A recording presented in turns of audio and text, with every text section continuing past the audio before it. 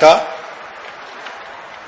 انس رضی اللہ تعالیٰ عنہ نے روایت کی کہ نبی علیہ الصلوۃ والسلام نے ارشاد فرمایا من لم یکن لہ ورع یسدہ معصیۃ اللہ اذا خلا، جس بندے کے پاس اتنی ورع نہ ہو جو اس کو تنہائی میں گناہ سے روک دے، جس بندے کے پاس اتنی پرہیزگاری نہ ہو کہ وہ پرہیزگاری اس کو تنہائی میں گناہ سے روک دے، فرمایا من لم یکن لہ ورع یسدہ معصیۃ اللہ اذا خلا لم یعب اللہ بشیء من عملہ، اللہ کو اس کے کسی عمل کی کوئی ضرورت نہیں۔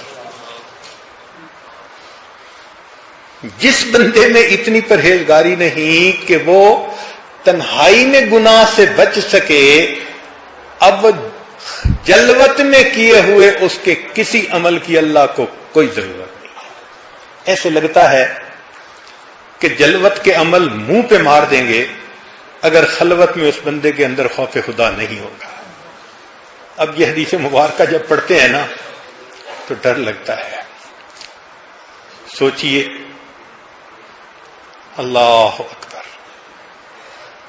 درنگی چھوڑ دے، یک رنگ ہو جا، سراسر موم ہو جا، یسن، اللہ تعالیٰ فرما دیں گے یہ عمل تو نے میرے لیے نہیں کیے تھے، یہ بندوں کے لیے کیے تھے۔ تیرا معبود میں نہیں تھا، تیرا معبود بندے تھے، ان کو پوجتا تھا، اپنے نفس کو پوجتا تھا۔ اگر تم مجھ سے ڈرتا ہوتا تو تنہائی میں بھی گناہوں سے بچتا۔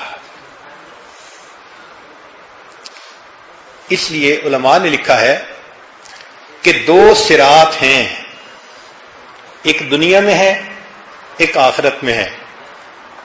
جو دنیا میں صراط ہے اس کو ہم صراط مستقیم کہتے ہیں، جس کی دعا مانگتے ہیں اہدنا الصراط المستقیم۔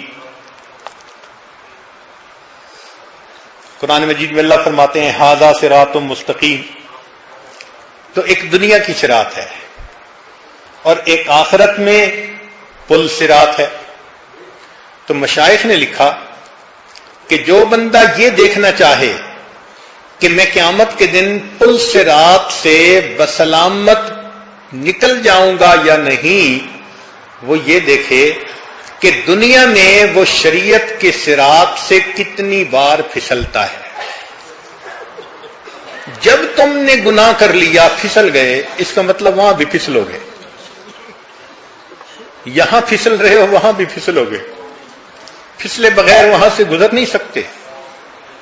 اس صراط کا نمونہ اللہ نے یہاں شریعت کو صراط بنا دیا۔ اے میرے بندے، یہاں استقامت کے ساتھ شریعت پر جمے رہو گے تو پل صراط سے بھی آسانی سے گزر جاؤ گے، اور اگر یہاں قدم قدم پہ شیطان پھسلاتا رہے گا تو پھر پل صراط سے گزرتے ہوئے بھی پھسلتے رہو گے۔